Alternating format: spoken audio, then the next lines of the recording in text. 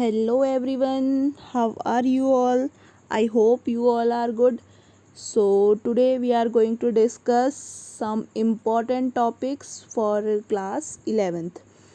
Okay, so here we are going to discuss first unit of class 11th, and the name of this unit is Some Basic Concept of Chemistry. Okay जो CBSE का class 11th का first chapter है आपका some basic concept of chemistry.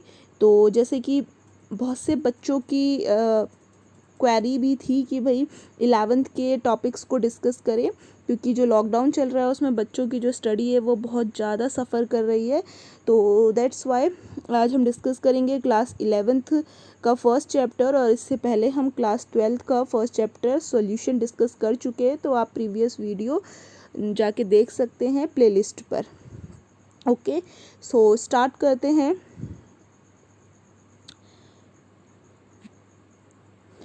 First topic जो है आपका वो यही है कि केमिस्ट्री, यानी कि व्हाट इज़ केमिस्ट्री, केमिस्ट्री क्या होती है, क्योंकि हमें पढ़ना ही क्या है कि सम बेसिक कॉन्सेप्ट जानने हैं। तो इससे पहले हम सबसे पहले ये डिस्कस करेंगे कि भाई व्हाट इज़ केमिस्ट्री।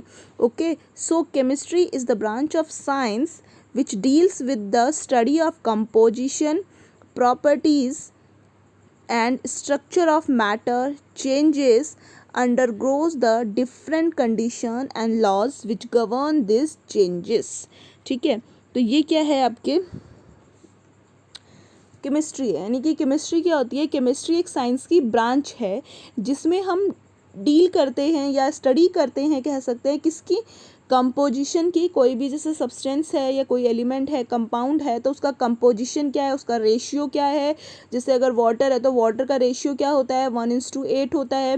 ठीक है, तो वो रेशियो डिस्कस करते हैं, कंपोजिशन डिस्कस करते हैं, प्रॉपर्टीज़ के बारे में पढ़ते हैं कि भाई जैसे वाटर है, कोई भी सोडियम हाइड्रोक्साइड है तो उसकी प्रॉपर्टीज़ क्या है, यानी कि कोई एलिमेंट कंपाउंड है तो उनकी प्रॉपर्टीज़ क्या हैं। स्ट्रक्चर ऑफ मैटर, यानी मैटर का स्ट्रक्चर क्या होता है, यानी स्ट्रक्चर ऑफ मैटर, मैटर का स्ट्रक्चर क्या है वो डिस्कस करते हैं इसमें। And the changes which undergoes under different condition and laws which govern this changes. ठीक है, तो जो भी चेंजेस आते हैं, जैसे कोई सब्सटेंस है, कोई एलिमेंट है, कंपाउंड है, तो उसमें जो भी चेंजेस आते हैं उन डिफरेंट कंडीशंस की वजह से, और कुछ लॉज जो उन चेंजेस को बताते हैं वो लॉज भी हम यहाँ पर डिस्कस करते हैं। जैसे मैनलीफ लॉ है, डाल्टन एटॉमिक थ्योरी है, जैसे वो भी एक लॉ है, डॉबेराइनर लॉ है, बहुत सारे लॉज हैं। कंजर्वेशन, एनर्जी कंजर्वेशन या कंजर्वेशन से रिलेटेड कुछ लॉज हैं, वो हम डिस्कस करते हैं। तो केमिस्ट्री इन जनरली क्या है भाई, जो कंपोजिशन, प्रॉपर्टीज़, मैटर, इन सब की स्टडी करती है, वो क्या होती है आपकी केमिस्ट्री होती है।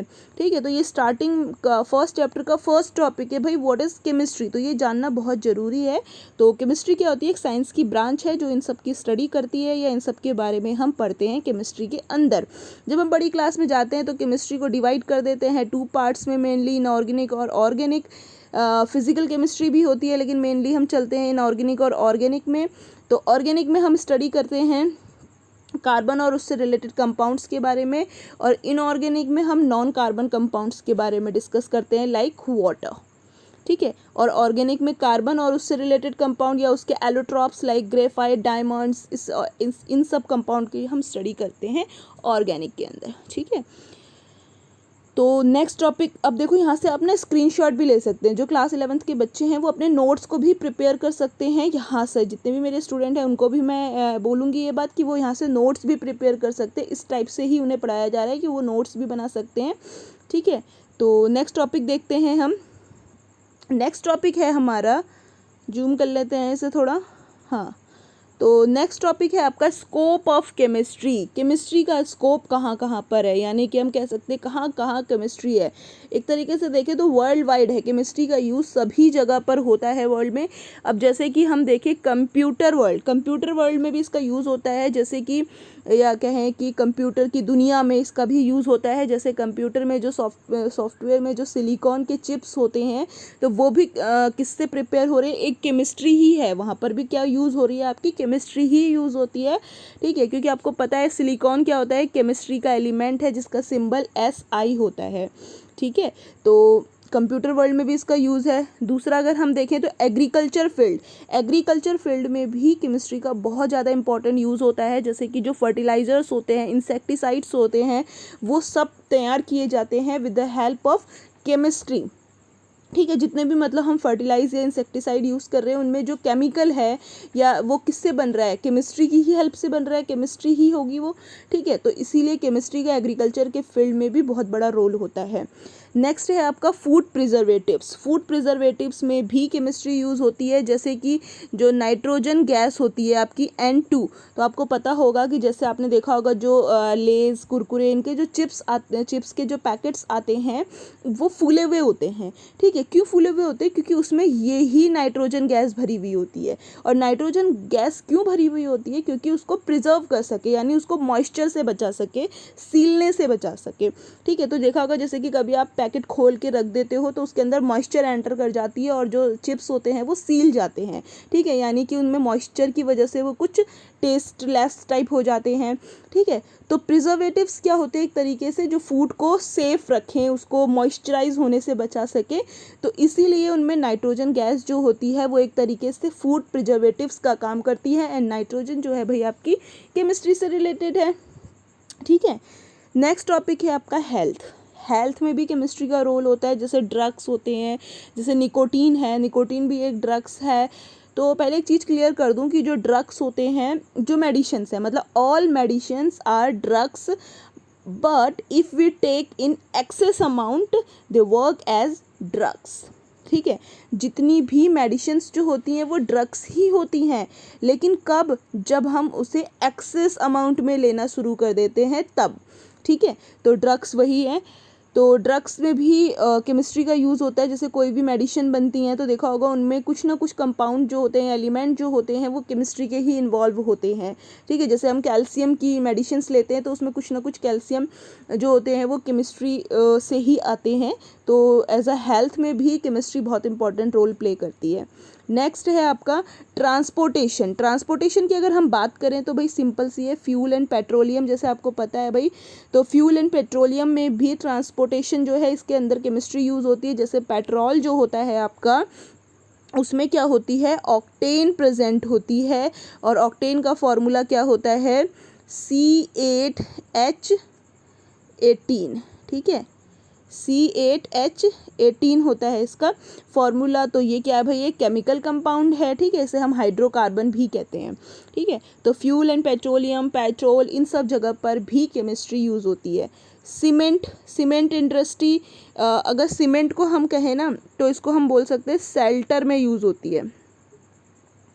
ठीक है, सेल्टर में, तो सेल्टर में भी मतलब केमिस्ट्री का यूज़ है। जैसे कि सीमेंट है आपका, ब्रिक्स हैं, प्लास्टिक्स हैं, तो ये सब के यहाँ कहाँ यूज़ होते हैं? सेल्टर के फॉर्मेशन के लिए। जो आपका आवास है, घर है, मकान है, उसके बनाने में सीमेंट, ब्रिक्स, प्लास्टिक, इन सब का यूज़ होता है। तो वो भी किसके अंदर आते हैं? आपके केमिस्ट्री के अंदर ही आते हैं। ठीक है, जैसे आपका सिलिका होता है, रेत जो होती है उसका फॉर्मूला होता है SiO2, जिसे हम सिलिका कहते हैं। तो वो भी क्या है भाई? आपका एक केमिकल कंपाउंड है। ठीक है, नेक्स्ट है एवरीडे लाइफ। हमारी लाइफ में जितनी भी एक्टिविटीज़ हैं, मतलब हमारे सराउंडिंग जितनी भी चीज़ें हैं ना, उनमें मोस्टली क्या प्रेजेंट होती है? मतलब उसमें केमिस्ट्री कहीं ना कहीं इन्वॉल्व है ही। जैसे कि अभी आपने देखा सीमेंट, ब्रिक्स, हम जिस घर में रह रहे हैं वो भी क्या है? केमिस्ट्री की ही देन है। अगर सीमेंट, रेत किससे बनते हैं? केमिस्ट्री के कुछ एलिमेंट कंपाउंड की हेल्प से बनते हैं। जो चूना होता है वो इससे बनता है। ठीक है, तो केमिस्ट्री तो हर जगह यूज़ होती है। अब अगर हम देखें जैसे प्लांट हैं, ह्यूमन बींग्स हैं, हम हैं, तो हमें भी अपने जीवित सर्वाइव करने के लिए क्या चाहिए? ऑक्सीजन। और ऑक्सीजन जो होती है वो एटमॉस्फेयर में, एयर में 21% प्रेजेंट होती है, तभी तो हम सर्वाइव कर रहे हैं, सांस ले रहे हैं, रेस्पिरेशन कर रहे हैं। ठीक है, तो ऑक्सीजन दैट्स वाई बहुत इंपॉर्टेंट है। प्लांट्स की बात करें तो भाई प्लांट्स के लिए भी एवरीडे लाइफ में अगर हम प्लांट्स को इन्वॉल्व करें तो प्लांट्स भी, उनकी भी लाइफ में केमिस्ट्री इन्वॉल्व है। कैसे? क्योंकि प्लांट जो होते हैं डे एंड नाइट में डिफरेंट गैसेस का आदान प्रदान करते हैं फॉर रेस्पिरेशन। जैसे कि डे टाइम में अगर हम बात करें प्लांट की, तो प्लांट जो होते हैं डे में कार्बन डाइऑक्साइड एब्जॉर्ब करते हैं एंड ऑक्सीजन रिलीज़ करते हैं रेस्पिरेशन की प्रोसेस के टाइम।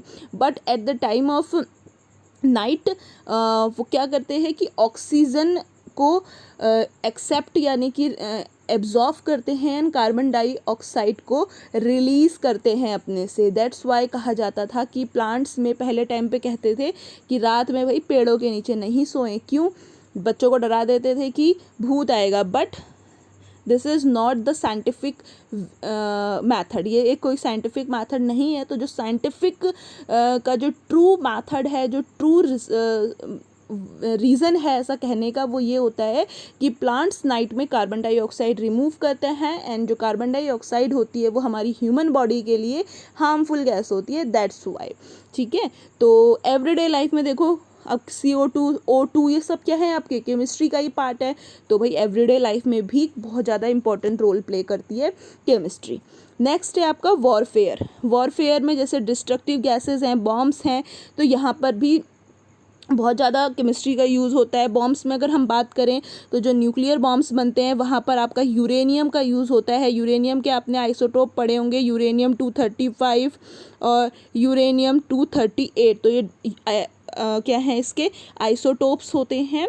तो इनका यूज़ कहाँ पर होता है? न्यूक्लियर बॉम्ब बनाने में होता है। ठीक है, तो ये सारे क्या हैं, इसके यूजेस हैं scope of chemistry.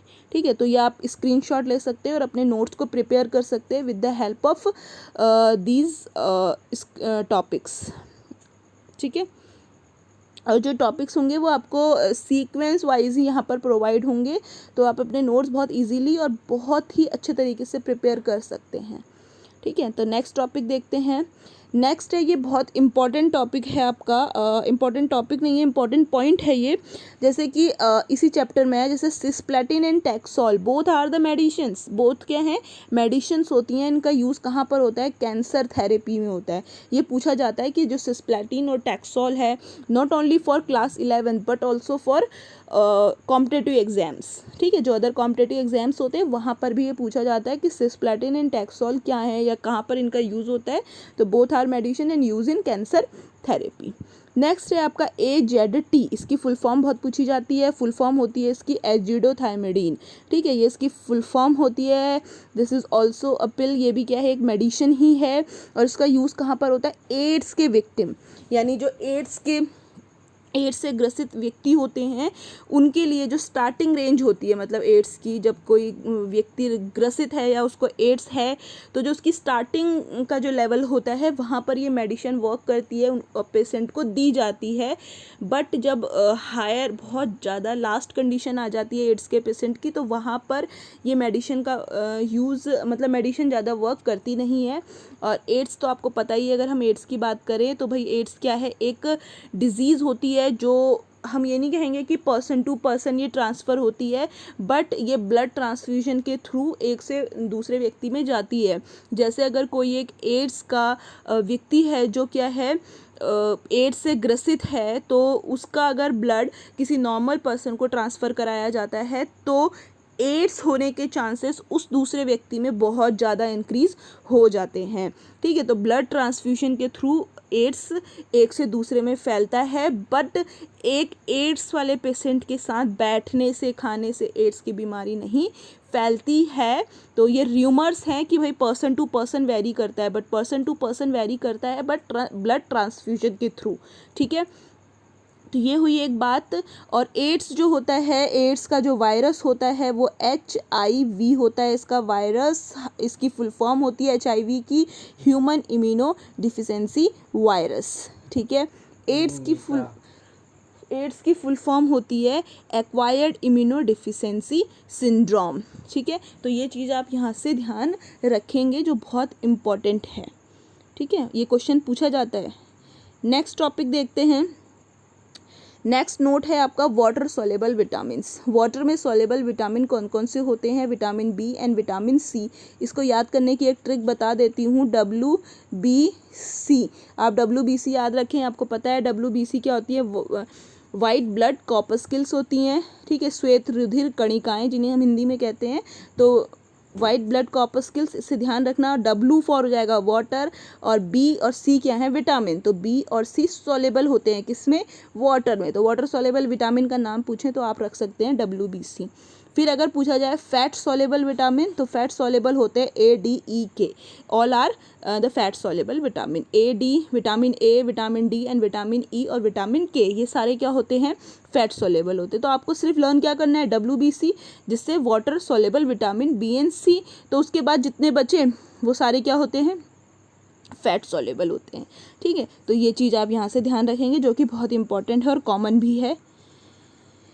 Next topic आता है अब आपका इसी सीरीज़ में, इसी चैप्टर की सीरीज़ में, मैटर, कि मैटर क्या होती है। ठीक है, तो मैटर पूछा जाता है। तो मैटर देखो, सबसे पहले हमें पता है मैटर क्या होती है। अगर मैटर आपसे पूछी जाए तो आप बता सकते हैं भाई मैटर क्या है, anything that has mass and occupies space is called matter.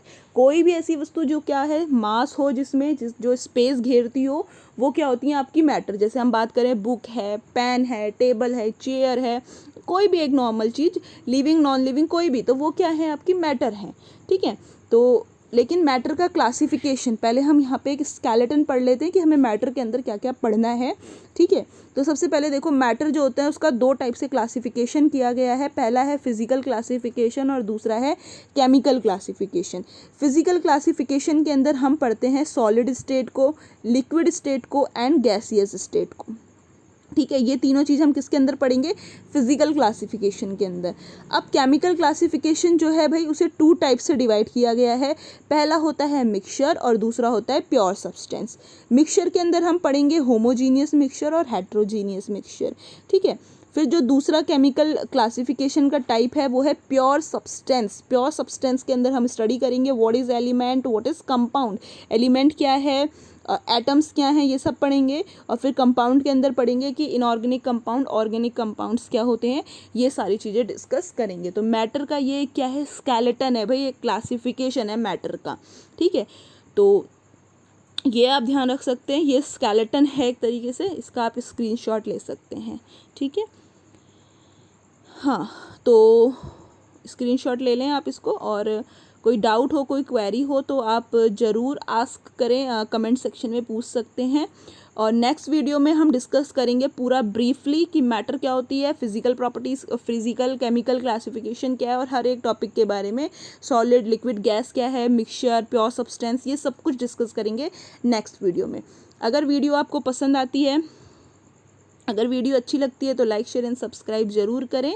और सभी जो 11th क्लास के मेनली जो स्टूडेंट हैं और जो KVS PGT की तैयारी कर रहे हैं, उन तक इस वीडियो को ज़रूर पहुंचाएं, क्योंकि उनके लिए ये बहुत बेनिफिशियल है, क्लास 11th के लिए स्पेशली, क्योंकि लॉकडाउन में वो बहुत ज़्यादा सफ़र कर रहे हैं, तो यहाँ से वो बेनिफिट ले सकते हैं।